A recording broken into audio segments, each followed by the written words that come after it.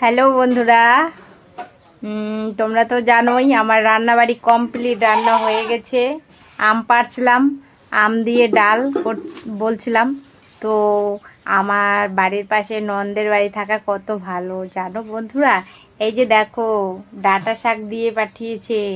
তারপরে ওদের বাড়ির পুকুরের মাছ, এই দেখো মাছ এখানে আছে, আমি ঢালিনি, ঢালবো। তো 5 ভাই, ওরা 5 ভাইয়ের জন্য সবারই কেটে কেটে ভাগ করে সবাই নিয়ে আসছে বাড়িতে। তো ওদের আবার বাড়ির আবার পুকুর আছে, তো বাড়ির পুকুরের মাছ মেরেছে। তো এখানে আসছে ধান কাটতে, আজকে থেকে তোমাদের দাদাভাই ধান কাটছে। তো আমার ছোট দেওরটা গেছিলো সেখানে, যে তাদের হাতে পাঠিয়ে দিয়েছে মাছ। তারপরে কুড়িয়া শাক, এই যে ডাঁটা শাকগুলা, এই যে তোমরা খাও কিনা, আমাদের তো ভালো লাগে। আর আমার রান্নাবাড়ি কমপ্লিট হয়ে গেল। তো তোমরা তো জানোই বাড়ির পাশে ননদের বাড়ি থাকলে কেমন হয়, আর ভালোই হয় খাওয়া দাওয়াটা।